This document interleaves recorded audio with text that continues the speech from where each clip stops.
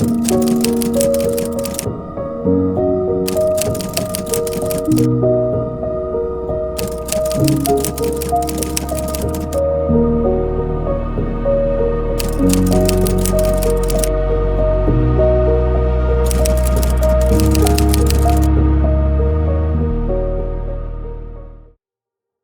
gesels vandag met Dr. D.J.C. van Wyk Senior. Hy het onlangs 'n publikasie die lig laat sien waarin hy die werk en lewe van Dominee A.J.G. Oosthuizen en sy verhouding met die Hervormde Kerk bespreek het. Ek wil dadelik begin met 'n vraag wat daartoe lei en vra wat het daartoe aanleiding gegee. U beskryf Dominee A.J.G. Oosthuizen as 'n invloedryke predikant, een van die leiersfigure van die Nederduits-Hervormde Kerk. Waarom het jy 'n studie oor die lewe en die werk van Dominee Oosthuizen onderneem? Dit is inderdaad so dat ek vir Dominee Oosthuizen beskou het as 'n baie prominente teoloog. Dit was my ervaring uit 2 algemene kerkvergaderings wat ek bygewoon het, wat onder sy leiding plaasgevind het. En ek het hom nog 'n bietjie geken, persoonlik, nie baie goed nie, maar ek het met hom gekommunikeer en hom geken.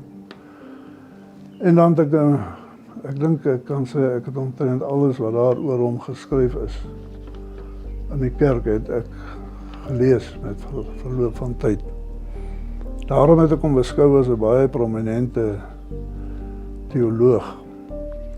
Toe het ek ook gelees dat professor C.A. Rautenbach en professor Andries van Aarde, 2 gerekende teoloë van ons, by geleentheid geskryf het dat die periode 48 tot 64, die periode waarin Oosthuizen voorsitter was,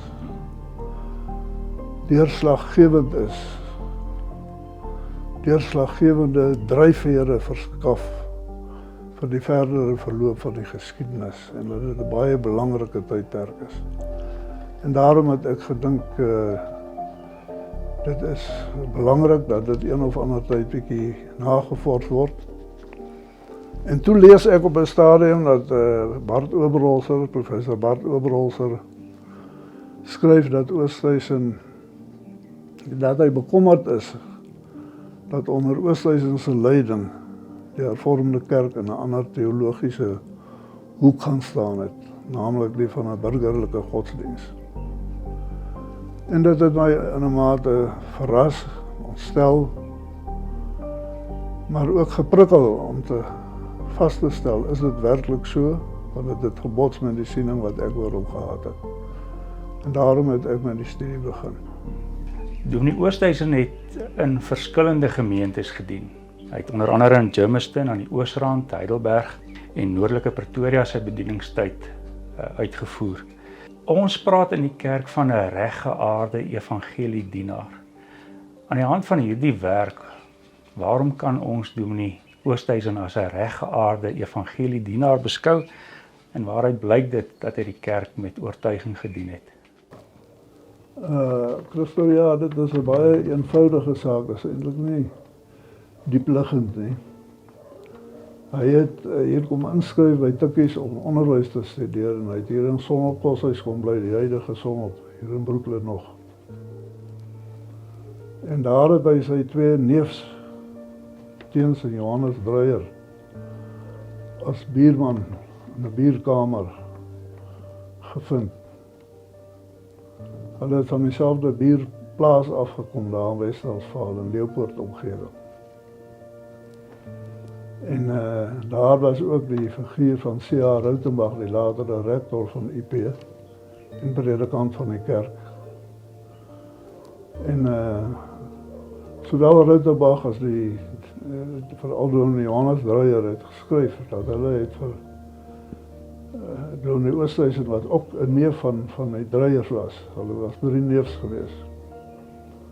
Hulle het hom bearbei en hom oorreed om teologie te studeer. Hierdie publikasie van u bestaan uit 6 dele. In die eerste deel beskryf u die jeugjare van Dominee Oosthuizen. U dui aan dat hy in die Wes-Transvaal gebore is. In 1918 het hy vir 'n BA graad aan die Transvaalse Universiteitskollege ingeskryf. Aanvanklik was sy studie gerig op onderwys, maar toe studeer hy uiteindelik teologie en hy word as predikant in die Dierheids Hervormde Kerk georden. Wat het daartoe bygedra dat hy sy studierigting verander en predikant geword het? Ja, die eerste kenmerk, dink ek, van 'n reggeaarde dienaar van die woord is dat daar getrouheid sal wees aan die verkondiging van die woord. En die kerk het altyd gesê lewenslank. Die kerk het eintlik verwag as jy predikant word, moet jy predikant bly solank as wat jy lewe. En Oosthuizen het dit letterlik gedoen. Hy was vir 40 jaar lank predikant van die kerk gewees. En toe het hy nog vir 2 jaar nadat hy geëmeriteer het hy nog vir 2 jaar in klein gemeentetjies gewerk tot by sy dood. Hy het met ander woorde voldoen daaraan om lewenslang die evangelie te verkondig. Hy het geleentheid gehad om hy was aanvanklik geïnteresseerd in onderwys. Hy het geleentheid gehad, hy het 'n uitnodiging gehad by geleentheid om 'n volksraadslid te word, parlementslid. En hy het dit het lekker gelag daaroor. Maar hy het dit beslis van die hand gewys en gesê hy is predikant en hy wil predikant bly. Oosthuizen het die gawe gehad om 'n verstaanbare, skrifgebonde prediking te lewer. Hy was deurdronge van respek vir die heilige dinge van God, vir die naam van God, vir die woord van die Here en veral vir die erediens. Het hy gesê dat die erediens daar moet stilte wees, daar moet gewydheid wees, daar moet respek wees. Hy het meermale die uitdrukking gebruik dat ons moenie met buurmansgemeensaamheid oor die Here praat en met die Here verkeer in die erediens veral nie. Hy het maar bedoel, ons moenie met die Here praat soos wat 'n man met jou buurman hier oor die straat gesels in daai trant nie. Hy moet daar met respek en eerbied wees. Dit spreek ook uit 'n houding van hom tydens die verhoor van die Geysersaak. Waar dit gaan oor die vraag of Jesus waarlik God is. En Oosthuizen het gesê hy weier dat in 'n oop vergadering van die kommissie waar die pers teenwoordig is en waar lede van die publiek teenwoordig is, enigeen kon daar inkom, dat hulle sit en luister na 'n stryery van lidmate onder mekaar oor die godheid van Jesus. Hy laat dit nie toe nie. Daar kan net oor die saak gepraat word agter geslote deure as dit 'n geslote vergadering is. Hy was voluit in lyn met die ethos en die geskiedenis van die Hervormde Kerk. Hy het baie groot liefde gehad vir die Hervormde Kerk en vir sy mense.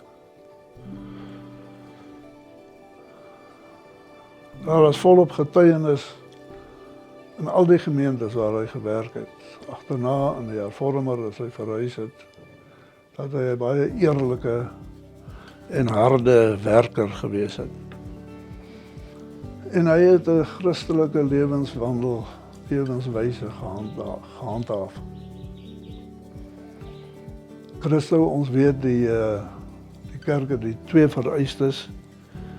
Jy moet die woord van God verkondig, maar jy moet ook 'n Christelike lewe lei. Die Hollanders het 'n mooi uitdrukking gehad, hulle het gespot en gesê, party dominees is suiwer in het leer, maar slordig in het leven. En dit is fataal vir die evangelie. As jy die evangelie verkondig in jou lewe, getuig van 'n ander lewe, wyse van lewe as wat jy verkondig, as wat jou verkondiging van spreek, dan is dit fataal vir jou prediking. En Oosthuizen het werklik 'n godvreesende man gewees en hy het 'n Christelike lewe gelei, nugter, vroom. Ek het gelees iewers dat hy sy paas beskryf as 'n man met vroom, met nugter godsdienstsin en sy ma 'n diep gelowige vrou. Dit het hy as erfenis meegeneem op die lewenspad. Hy was nugter en vroom in sy teologiebeoefening, diep afhanklik van God, nederig en beskeie. En hy was baie hoog geag vir sy menslievendheid en sy vriendelike omgang met mense. Dis maar 'n paar dinge wat ek noem, Christo, maar ek dink dit is die basiese van wat die kerk bedoel as hy praat van 'n reggeaarde evangeliedienaar. En alles wat ek van Oosthuizen gelees het hy daaraan voldoen. Ek het in geen opsig daarvan afgewyk nie. Daarom dat ek hom beskryf het as 'n reggeaarde evangeliedienaar. Dr. Daan, u meld dat Dominee Oosthuizen ook 'n kultuurmens was. Dit in die agtergrond van sy eie tydse gebeure en vraagstukke. En watter rol het sy teologie hierin gespeel? Hy het alle vorms van politiekery in die kerk het hy met beslisheid afgewys. Hy was, soos ek sê, 'n keer genooi om volksraadslid te word. Hy het dit met beslisheid van die hand gewys. En hy het vanuit sy Christelike geloofsoortuigings het hy alle diskriminasie van mense onderling teenoor mekaar het hy verwerp. Dis wel waar dat A.J.G. Oosthuizen in die beleid van parallelle ontwikkeling, soos wat dit destyds aanvanklik genoem is, dat hy daar 'n oplossing gesien het vir die rasseprobleme in Suid-Afrika. Maar veral ook, Christo, dat hy daar 'n oorlewingsmoontlikheid gesien het vir die Afrikaner. Die Afrikaners was destyds erg bedreig, die Afrikaners en die blankes in die algemeen. En die gedagte het sterk geleef dat as hulle in 'n land woon waar hulle nie meer seggenskap het oor hulle eie sake nie, dit tot ondergang sal lei. En daarom het dit hom aan my hart gegryp en hy het die beleid van 'n parallelle ontwikkeling gesien as 'n manier wat die Afrikaners kon oorleef, terwyl hulle vir alle ander volksgroepe dieselfde gun wat hulle vir hulle self opeis. Dit is waar dat Dominee Oosthuizen 'n egte Afrikaner patriot was. Maar hy wou Afrikaner wees. Hy wou nie 'n politicus wees nie. Hy skerp grense getrek tussen Afrikanerskap, sy kultuur, uitlewing, sy patriotisme en politiek. Ek kan as voorbeeld noem, hy het aanvanklik by die Ossewa brandwag aangesluit. Die Ossewa brandwag wat aanvanklik 'n suiwer kultuurorganisasie was en die voortrekker ideale nagestreef het. Oosthuizen het hom daarmee vereenselwig en hy het by die Ossewa brandwag aangesluit. Maar gaandeweg het die Ossewa brandwag 'n politieke beweging geword en toe selfs militaristiese trekke aangeneem. En toe daar 'n berig kom van lewensverlies waar lede van die OB met die geregsdienaars gebots het en daar's iemand dood, het hy sy muur bedank en gesê hy wil nie aan 'n organisasie behoort waar daar lewensverlies van mense kom nie. Hy het gevoel, hy was oortuig, hy het dit beleef dat Afrikanerskap die gestalte was waarin hy sy menswees ontvang het. En dat hy graag vry wou wees om sy Afrikanerskap, sy kultuur, gebondenhede te kan uitlewe. En dit is dinge wat in die kerk van destyds algemeen aanvaar gewees het, dat 'n predikant kan sy kultuur, sy liefde vir sy kultuur, vir sy taal, vir sy volk, vir sy geskiedenis uitleef en dat dit nie 'n botsing hoef te wees met sy predikantskap, met die woordverkondiging nie. Oosthuizen het meer kere sy verbasing daaroor uitgespreek, dat die Hollanders dit vir hulle predikante gegee het. Maar as hulle hier in Suid-Afrika kom, dan hulle ons predikante veroordeel omdat hulle kultuur uitleef. Ek wil ook die voorbeeld noem van wyle professor van Selms, 'n Nederlander wat Suid-Afrika toe gekom het. Hy het hier 'n pos by die universiteit gekry in Semitiese tale as lektor. En hy het predikant in die hervormde kerk geword. En toe die oorlog uitbreek, het hy bedank by die universiteit. En hy het gaan aansluit by die Nederlandse leer. Dit was vir hom logies dat hy dit moet doen in solidariteit met sy volk se afhanklikheidsdrang en afhanklikheidsstrewe. En dit is wat Oosthuizen gevoel het, dat hy hom vereenselwig met die Afrikaners se stryd om oorlewing. Maar hy het nie sy politiek en sy kultuur uitlewing met mekaar vermeng nie. In deel 3 van hierdie studie beskryf en ontleed u die hervormde kerklike bewussyn, sowel as die teologiese idioom van die kerk. U doen dit teen die historiese agtergronde tot 1948 en dit vorm die breë raamwerk waarteen u dan in deel 4 en 5 op Oosthuizen se diens en invloed fokus. Hoe sou u hierdie era opsom en wat was kenmerkend van die hervormde kerk se teologiebeoefening? Ja, Christo, die tydvak hier van die laat 40er jare af na die 80er jare, toe was 'n baie voorspoedige tyd in Suid-Afrika. Dit het ekonomies goed gegaan. Dit het landboukundig baie goed gegaan. Dit was redelik rustig. Die nagevolge van die Anglo-Boereoorlog was min of meer het versag. Die rebellie en sy uitwerkinge was agter die rug gewees.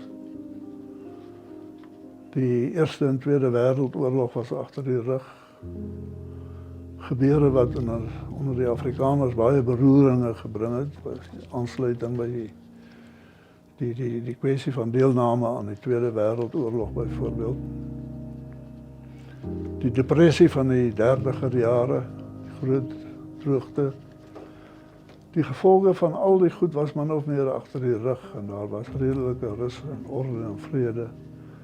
En dit het tot sterk groei gelei, ook in die kerk. Ook sterk getalle groei. En in die tyd het saamgeval met die tydperk wat Oosthuizen voorsitter van die Algemene Kerkvergadering was. Rautenbach het 'n keer geskryf dat daai tydperk het gewag op geskikte leiding. En Oosthuizen was beskik gewees as 'n sterk leier gedurende daardie tyd om ook op kerklike gebied goeie werk te doen. Dit was die tyd waarin die kerk sy sendingwerk gegrondves het, sterk tot uitvoer gebring het. Die tyd waarin die kerk 'n eie teologiese opleiding vir die sendingkerk by Klipdrift gevestig het. Dit was goeie jare gewees vir die land en vir die kerk. As ek teen daai agtergrond iets sê oor die teologie van die kerk, is ook maar baie kort en opsommend. Die hervormde kerk se teologie is veel fasettig, sal ek sê. Baie fasette. Ons glo nie aan geslote sisteme nie. Maar as ek bloot 'n paar dinge kan opnoem, die kerk se teologie het bekend gestaan as midde-orthodoks. Dis nie soseer 'n middelweg nie, of middelgrond nie. Maar dis 'n afgrensing teen dogmatisme enerzijds en leervryheid en liberalisme aan die ander kant. Die kerk se teologie is ook beskryf as Bybels reformatories. Met ander woorde, hy is gegrond en uitgaande van die Bybel, die woord van God. Maar histories aangesluit by die reformatie van die 16de eeu en die belydenisskrifte wat daar ontstaan het. As ek die teologie wat genoem is Bybels reformatories verder iets kan oor kenmerk, dit was 'n oop teologie, oop na die toekoms toe, maar nie sonder respek vir die verlede nie.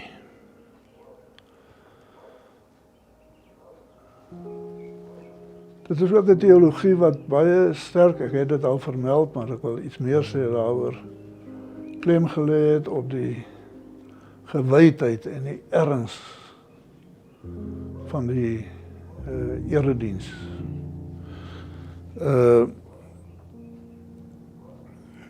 Daar moet eerbied en erns wees.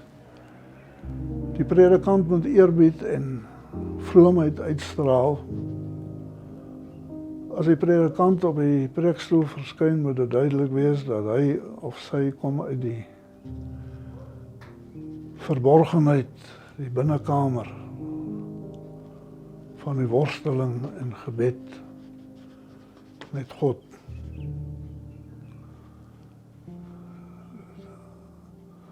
Die kerk het baie groot erns gehad in die gewydheid en die handhawing van die gewydheid van die erediens.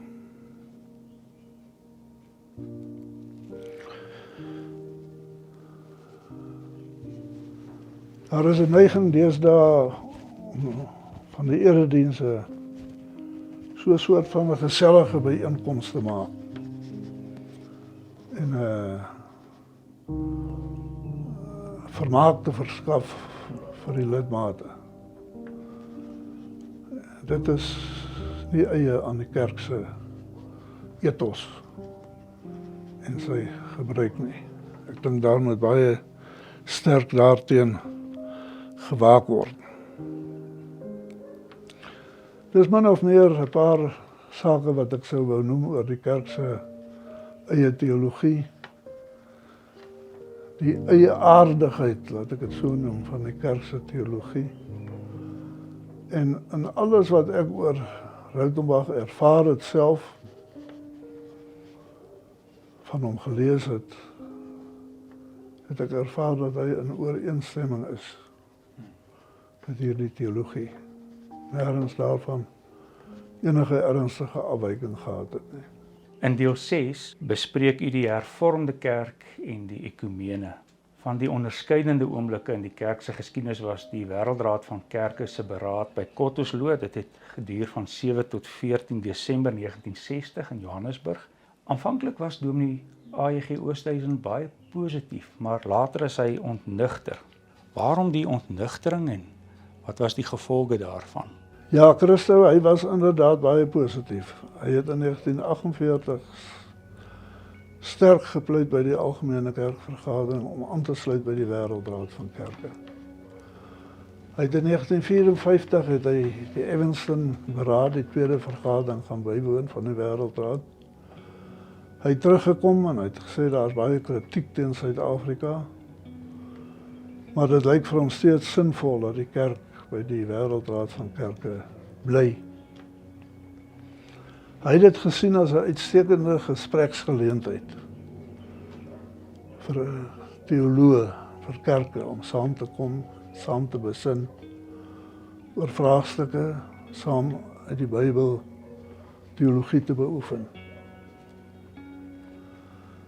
Maar so tot die aanloop van die Kottersloo beraad het hy eienaardige belewenisse gehad. Hy het agtergekom dat daar allerlei geheime vergaderingkies gehou word waarby die hervormde afgevaardigdes nie betrek is nie. Onder andere. Die hele atmosfeer wat daar geheers het vir hom al meer vreemd gevoel vir die hervormde kerk om teenwoordig te wees. Op 'n oomblik het daar van op die beraad van eerlike gesprekvoering, soos wat die doelstelling toe die beraad belê is, was die onderneming gegee, dit gaan 'n gesprek wees oor teologiese sake en 'n teologiese gesprek wees oor die situasie in Suid-Afrika. Maar van 'n teologiese gesprek het daar op die oomblik niks gekom nie. Dit was van die begin af duidelik, dis 'n aanval en 'n aanslag op die Suid-Afrikaanse politieke situasie en 'n poging om die Afrikaanse kerke so ver te kry. Hulle wil graag dat die beleid vanuit die Afrikaanse kerke self veroordeel sal word. En dit het vir Oosthuizen erg ontnigter. Daar was ook 'n onderneming gegee voor die tyd dat daar nie een kerk gaan nie oorstem word met 'n meerderheid van stem nie. Strydig daarmee het hulle besluit om 'n stemming te hou en die hervormde kerk was alleen in sy afwysing van die verklaring wat daar uitgereik is en hulle het hulle eie verklaring uitgereik. Dit het inderdaad vir Oosthuizen baie erg ontnigter in sy verwagtinge. Hy het in 1948 gesê die kerk moet nie in isolasie leef nie. Sy gesindheid teenoor die ekumene was werklik baie positief. Maar na 1948 het die kerk totaal in isolasie verval. Na 1960, na die Kottersloo beraad, het die kerk inderdaad totaal in isolasie verval. Dit was een van die erge gevolge geweest van die beraad.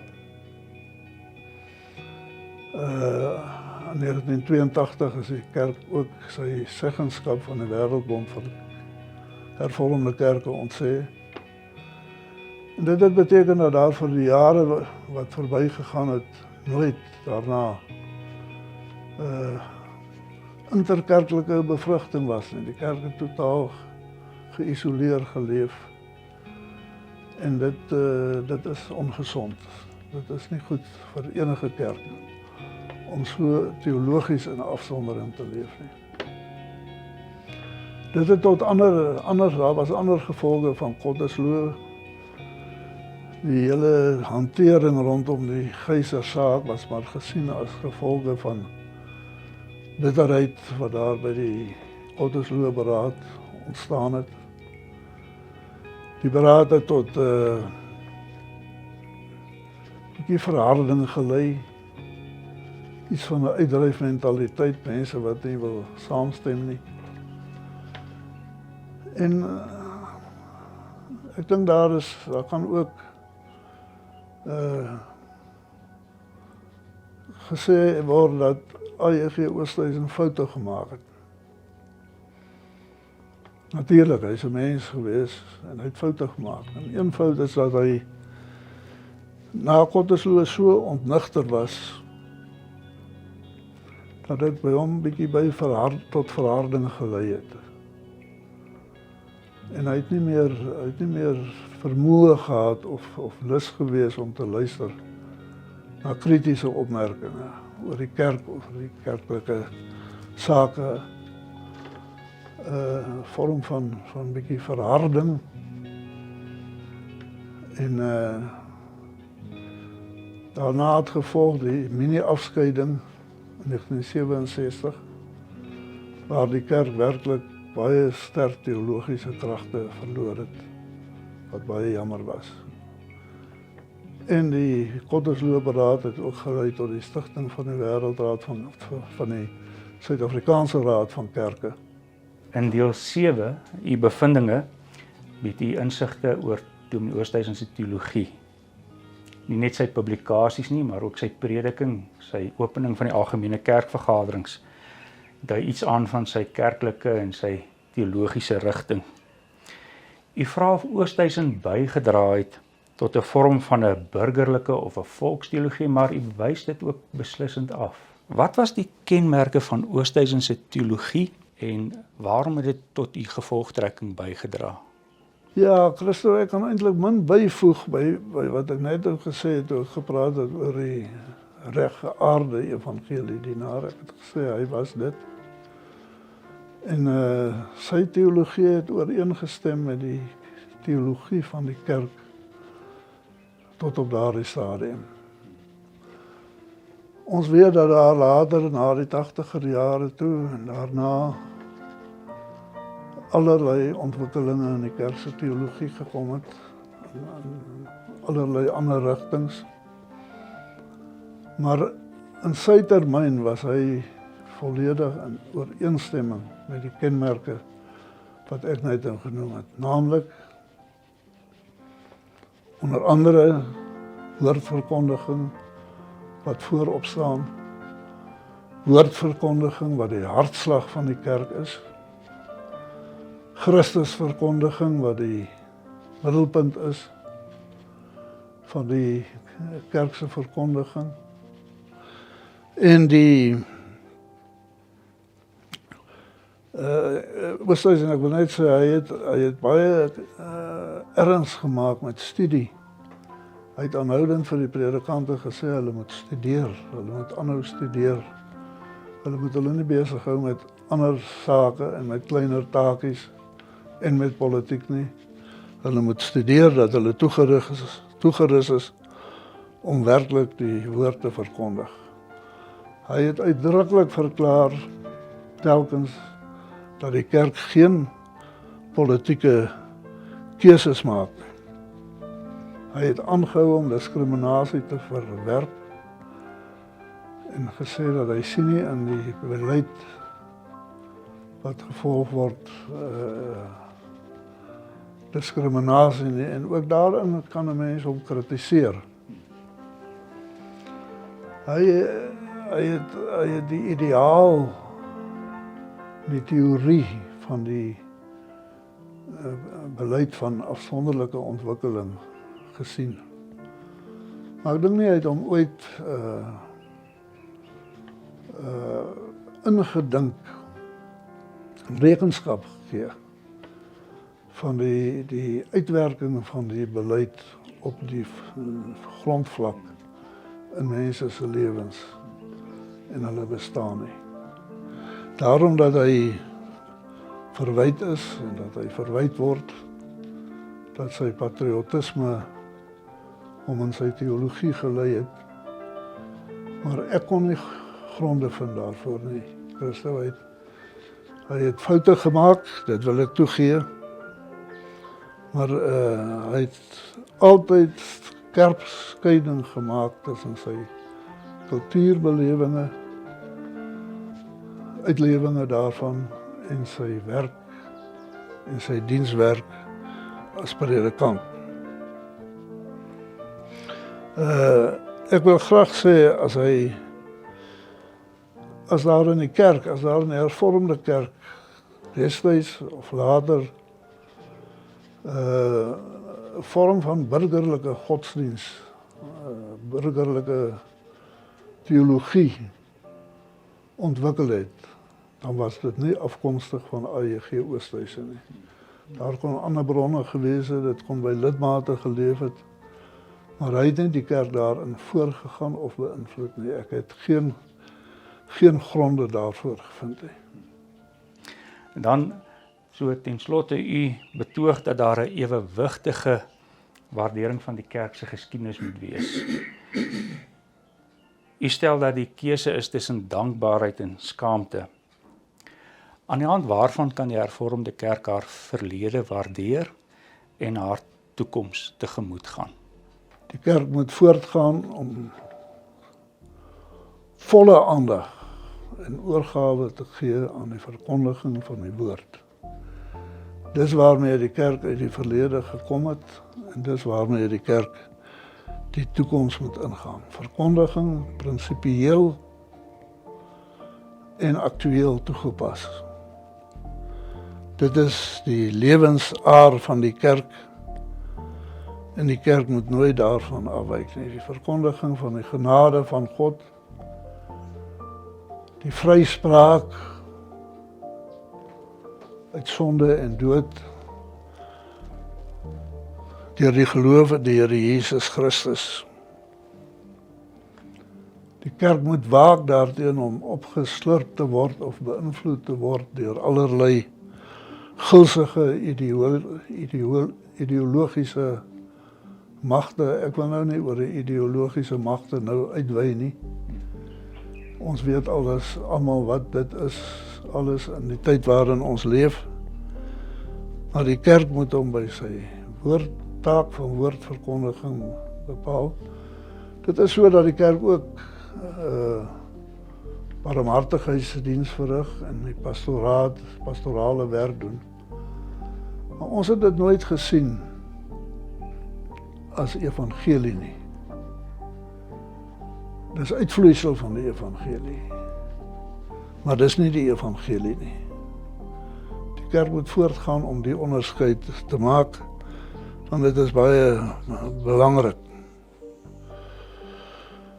Die kerk moet nie toelaat dat sy verlede beswaarder en verkleineer word nie.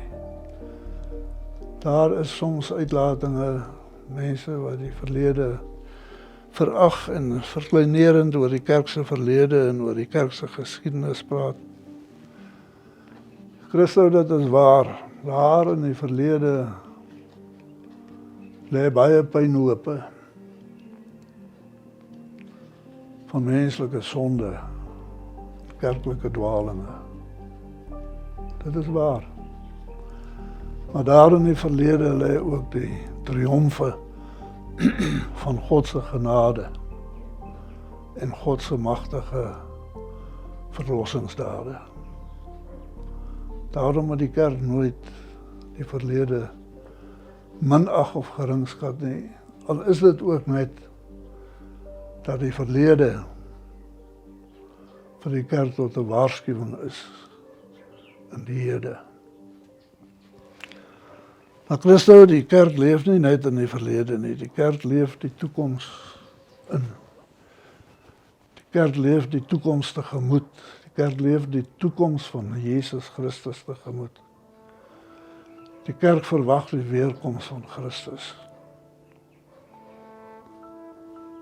Ek het daaroor bekommernis dat in die jongste tye die eskatologie, met ander woorde die kerk se toekomsverwagtinge, baie verbleek het. En ek dink die kerk moet erns maak daarvan om te besin daaroor en seker te maak dat in die prediking die toekomsverwagting van die kerk kragtig en lewend gehou word. Dit moet baie sterker leef, dit behoort baie sterker te leef in die lewe en in die gedagtes van die lidmate van die kerk. Die koninkryk het gekom, maar die koninkryk kom. Christus het gekom, Christus kom weer. Daar's 'n neiging as ek so deur die blaaie van die Bybelse dagboek lees, dat geweldige klem gelê word op die hier en die nou. Dit is noodsaaklik. Die koninkryk het gekom. Ons leef in die bedeling na Christus se koms. Maar die koninkryk kom. Die finale deurbreek van die koninkryk, sigbaar word van die koninkryk van God, En belewing van die heerlikheid van God, die lê nog voor. Ons moet nie laat dit verswak en uit ons visie verdwyn nie. Dominee Oosthuizen het baie keer gebid en hy het baie keer in sy prediking gesê, ons moet die woord verkondig en dan moet ons die toekoms met vertroue in die hande van God laat. En dit wil ek tog beklemtoon. Die eenvoudige geloofswaarheid, laat ons die woord verkondig in al sy volheid aan alle mense en dan laat ons die toekoms met vertroue in die hande van God. Christo, ek het met die studie die oogmerk gehad om die dryfvere agter A.J.G. Oosthuizen se leierskap, sy optrede, sy teologie, die dryfvere agter die hervormde kerk se teologie in daai periode 48 tot 64 waarin hy voorsitter was, te ontgin, te bestudeer, dit na te gaan en te probeer om dit te verstaan. Om 'n man se dryfvere, die kerk se dryfvere te probeer verstaan, beteken nie dat jy instem en saamstem met alles wat daar was nie. Maar daar's niks meer verkeerd om te probeer om dit te verstaan nie.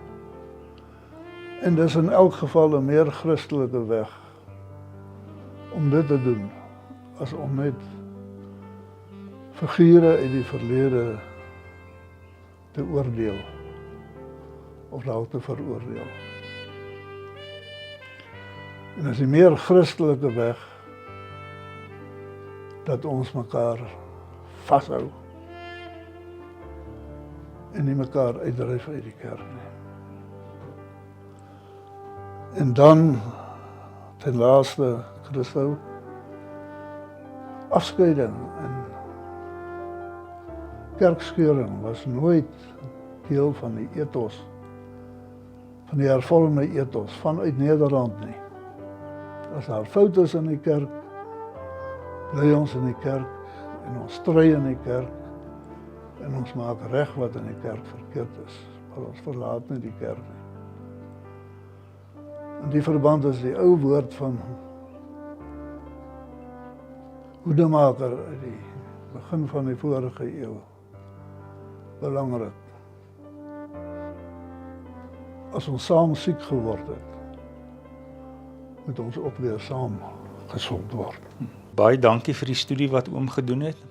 Baie dankie ook vir die werk oor Dominee Oosthuizen en ons vertrou dit gaan vir die kerk tot welwese wees en ontginning weer van ons kerk se geskiedenis in ons pad met die woord van God. Baie dankie daarvoor.